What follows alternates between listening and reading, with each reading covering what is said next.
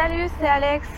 J'espère que vous avez la forme. On se retrouve aujourd'hui dans une nouvelle vidéo FAQ, donc foire aux questions. La dernière que je vous avais faite remonte à il y a plusieurs mois maintenant. Je me suis dit que ça serait bien de faire une petite mise au point et voir ce qu'il y avait de neuf de mon côté sur la chaîne.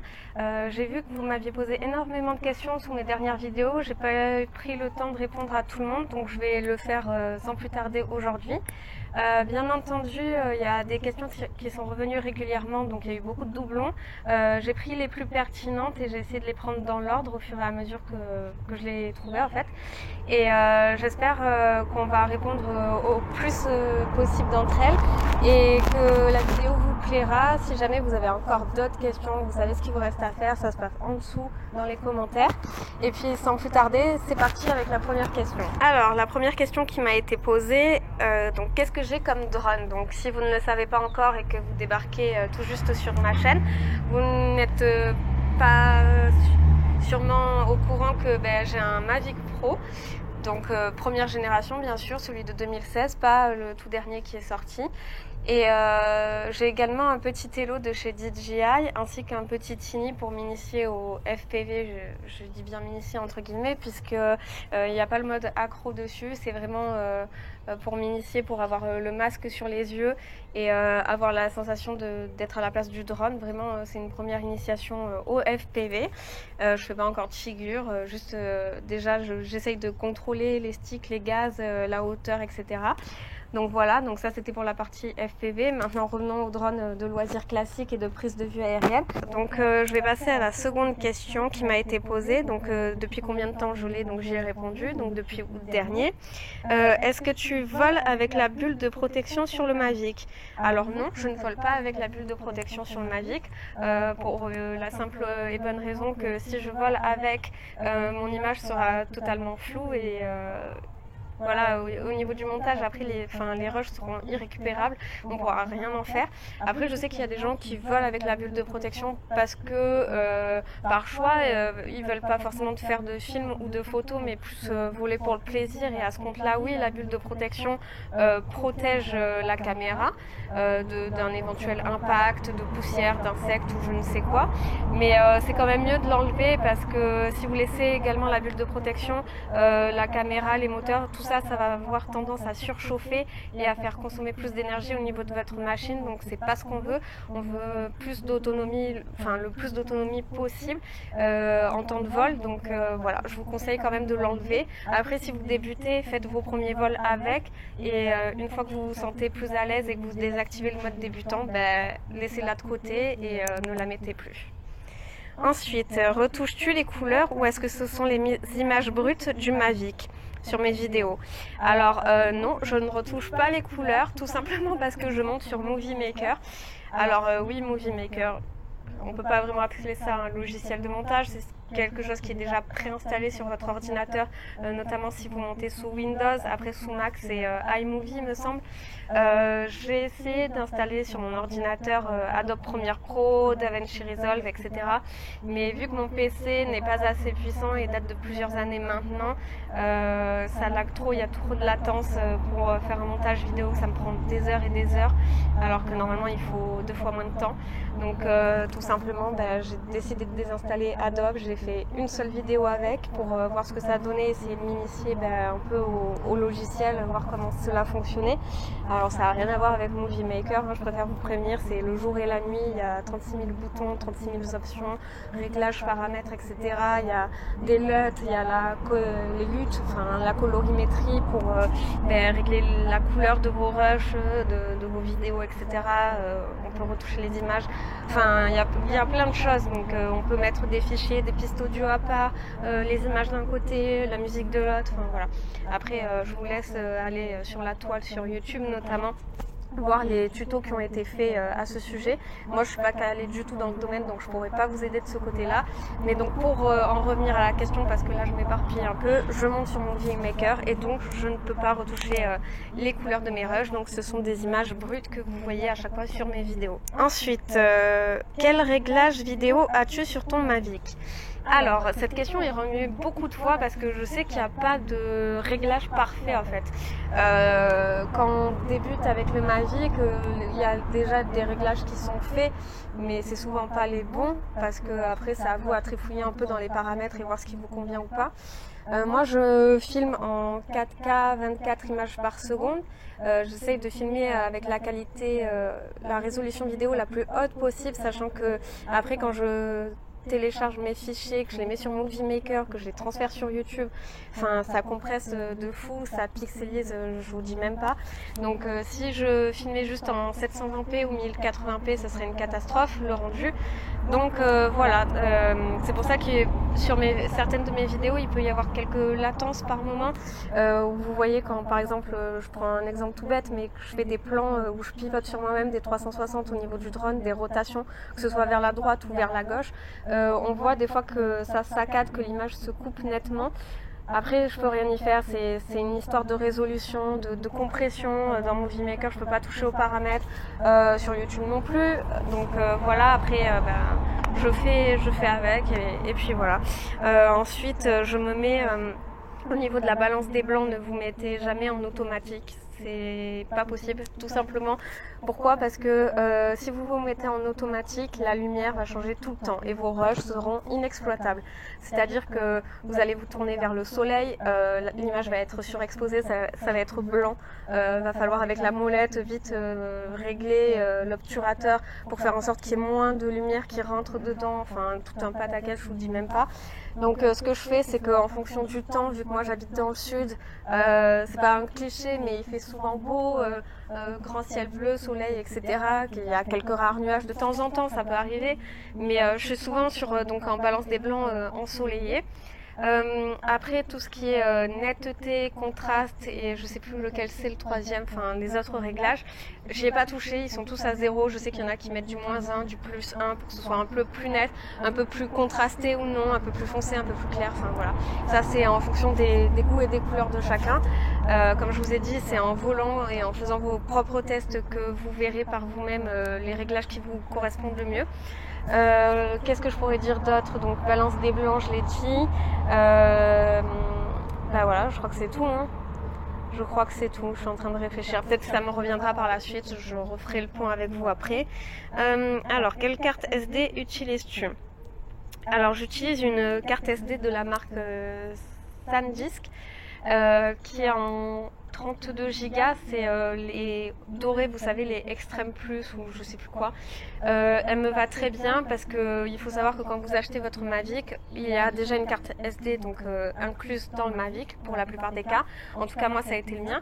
Et c'était seulement une carte donc SanDisk, donc très bonne marque, mais de 16 Go. 16 Go, c'est pas suffisant pour les films que j'ai envie de faire.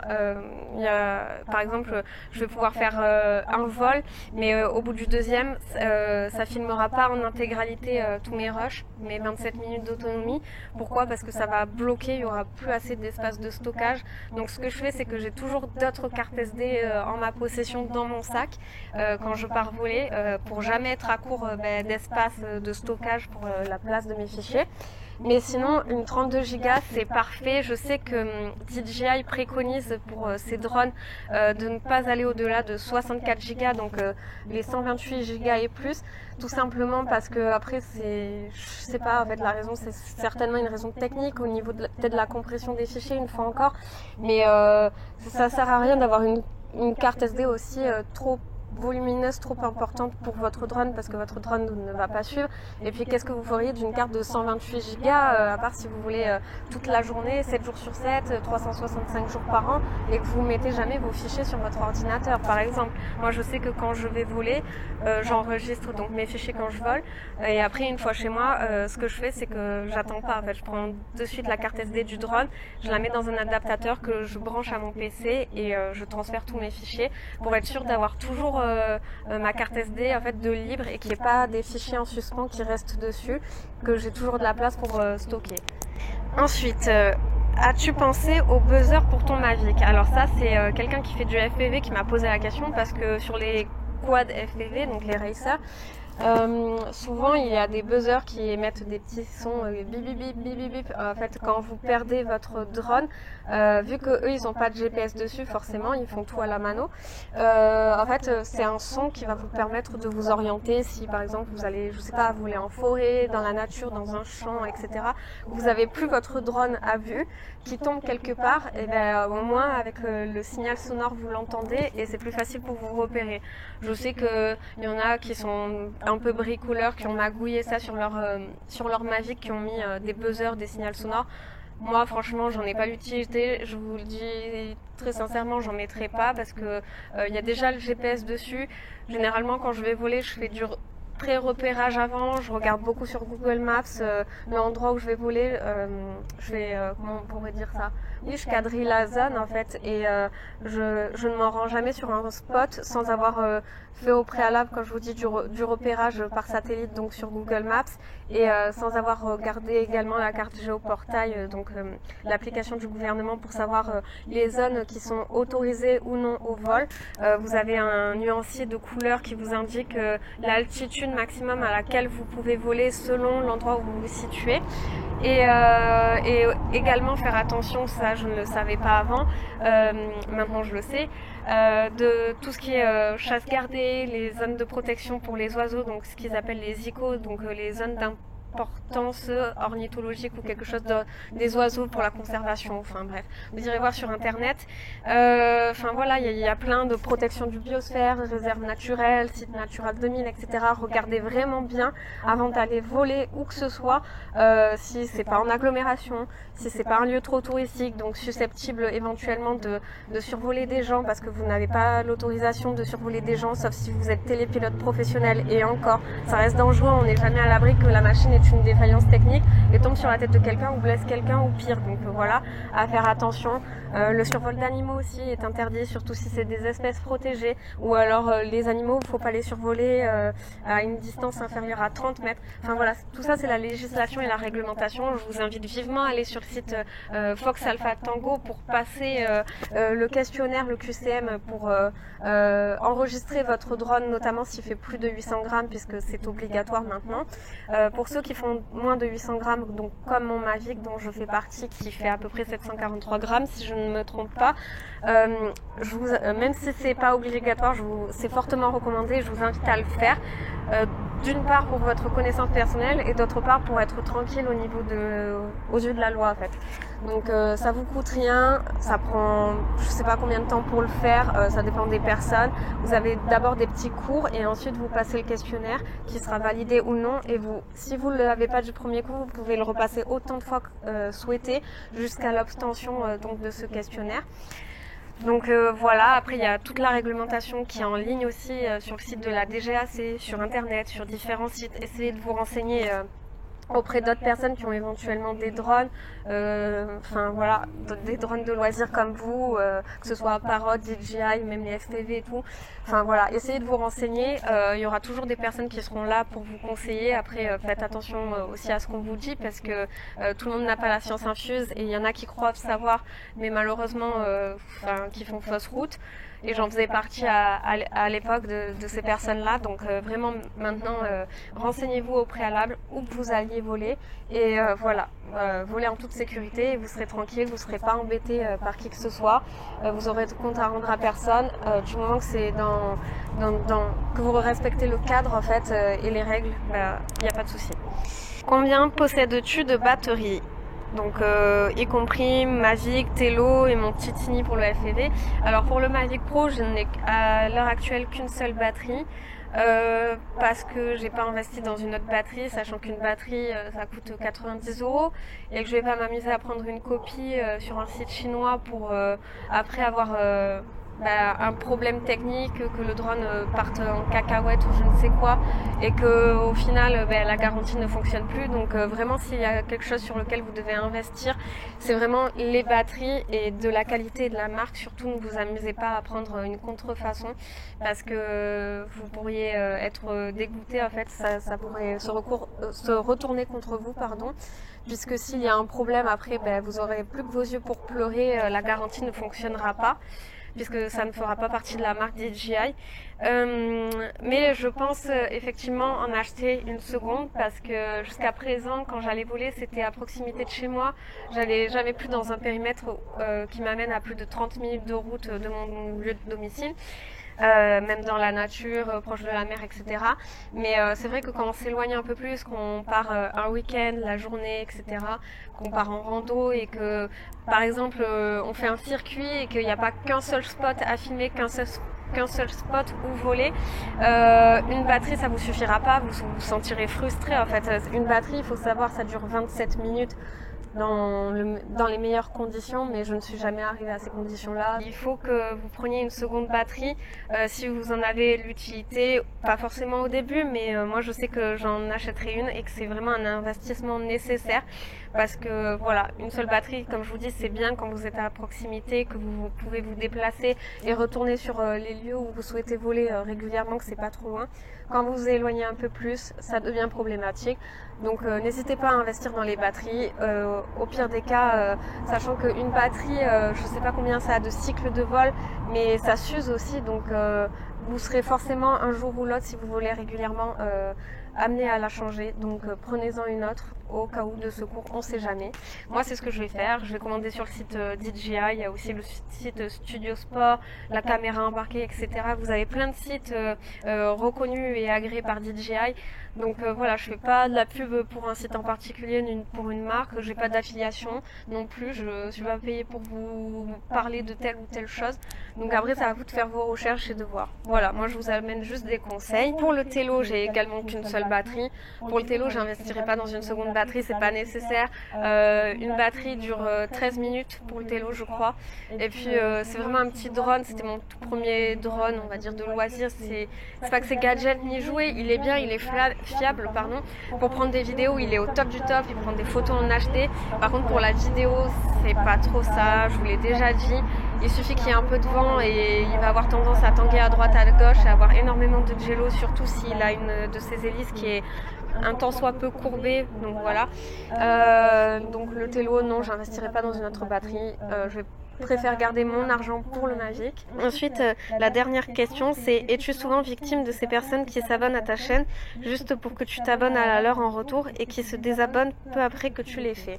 Alors oui, ça m'est arrivé, puisque je suis pas partisan du ce qu'on appelle le sub for sub, donc s'abonner pour s'abonner. Genre je m'abonne à ta chaîne, si en retour tu t'abonnes à la mienne.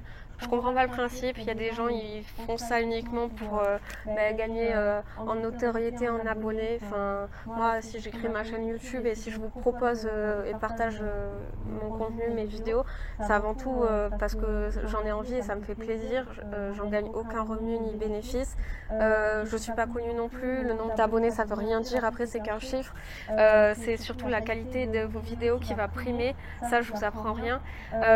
Maintenant, après, si quelqu'un s'abonne à ma chaîne et qui me dit en retour ouais, est-ce que tu pourrais passer sur la mienne, et si jamais mon contenu t'intéresse, t'abonner également en retour si ça te dérange pas, formuler de cette façon. Et si effectivement le contenu de la personne me plaît, oui, je vais m'abonner à sa chaîne, mais c'est pas systématique. Moi, il y a personne qui me force la main. Si je veux m'abonner à une chaîne, c'est parce que j'aime le contenu, j'aime ce que la personne me propose, et voilà, ça me divertit. Je vais pas m'abonner à une chaîne, je vais dire une bêtise de mécanique, parce que ça m'intéresse pas du tout. C'est pas ma cible en fait, c'est pas mon centre d'intérêt. Donc voilà, j'ai pas envie d'avoir des abonnements pour avoir des abonnements et pour gagner des abonnés. Donc voilà. Après, je respecte ceux qui font ce choix-là. Moi, ça ne me regarde pas. Chacun est libre de faire ce qu'il veut, encore une fois. Mais je trouve ça dommage d'en arriver là. Je vous dis, au lieu de faire ça, concentrez-vous plus sur la qualité de vos vidéos, que ce soit au niveau scénique, cinématographique, au niveau de l'histoire, du contexte, du texte, de ce que vous avez raconté, de la musique, si on vous entend bien. Au niveau du son aussi, c'est important. Voilà, investissez dans du bon matériel à long terme si vous souhaitez perdurer sur YouTube et gagner en notoriété, justement. Il n'y a que comme ça que vous y arriverez, malheureusement. Après, mais je sais que ça existe les gens qui achètent des abonnés sur internet. J'ai jamais vu faire, mais j'en ai entendu parler et je l'ai jamais fait non plus parce que, encore une fois, je suis pas partisane de ça, mais j'ai jamais compris l'intérêt et je trouve ça dommage parce que c'est bien d'avoir 100 000 abonnés sur YouTube, mais au final, si ta chaîne elle a aucun contenu à te proposer et que ton contenu il est nul, en fait les 100 000 c'est qu'un chiffre, encore une fois, c'est pas ça qui te fera te faire inviter par des marques ou payer des déplacements ou en tirer des revenus, encore une fois. Donc voilà, faites bien attention à ça et ne rentrez pas dans ce jeu là parce que YouTube c'est devenu, il y a tout et n'importe quoi dessus, donc méfiez-vous et voilà, volez en toute sécurité, encore une fois, si vous faites du drone. Si vous avez une autre chaîne YouTube qui propose un tout autre contenu autre que le drone ou la prise de vue aérienne, que ce soit beauté, mode pour les filles ou j'en sais rien, l'automobile pour les garçons, la nature, les vlogs, les voyages, ceci, cela, enfin bref, c'est beaucoup ce qui se fait sur YouTube, sur cette plateforme. Enfin voilà, faites vos vidéos parce que vous en avez envie de le faire, que vous êtes passionné et que ça se ressent à la caméra. Voilà. Sinon, au niveau de ma chaîne, j'ai pas, au niveau des nouveautés, j'essaye de vous proposer du contenu divers et varié. C'est vrai qu'il y a beaucoup de vidéos de drone parce que c'est le point névralgique de ma chaîne. En fait, c'est mon centre d'intérêt à moi, c'est ma passion.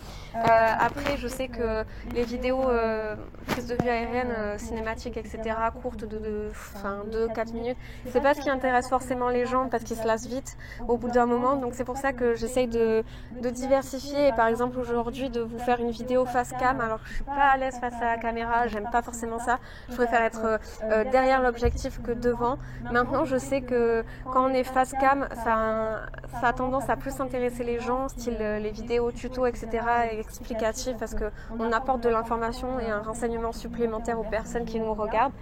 Et du coup voilà, donc j'essaierai de vous faire plus de vidéos face cam, peut-être des tutos, donc si jamais vous avez des questions relatives au Mavic, encore une fois n'hésitez pas à les poser dans les commentaires ci-dessous si vous aimeriez que je fasse une vidéo en particulier. Je ne pense pas que je ferai de direct parce que je suis pas assez à l'aise et je sais pas honnêtement ce que je pourrais vous proposer à part faire un échange comme je fais là maintenant de questions-réponses, mais cette fois-ci en direct. Mais c'est pas ce qui m'intéresse forcément, puis il faut avoir du temps pour le faire, donc ce que j'ai pas forcément non plus. Voilà, sinon j'ai pas plus de questions, donc je pense que je vais m'arrêter là. En plus, vous voyez certainement pas, mais la nuit tombe et il commence à faire un peu frais. Voilà, d'autres vidéos de drone, encore une fois, vont arriver prochainement. J'espère qu'elles vous plairont et que cette vidéo également vous aura plu. Si c'est le cas, comme d'habitude, n'hésitez pas à lâcher un petit pouce en l'air, un petit like, ça fait toujours plaisir. À activer les notifications en cliquant sur la petite cloche avec les petites guillemets autour. À vous abonner à ma chaîne si ce n'est toujours pas fait et si vous me découvrez pour la première fois. Et puis voilà, j'espère que la vidéo vous aura plu. Encore une fois, je vous fais de gros bisous et je vous dis à la prochaine fois pour une prochaine vidéo. Bye!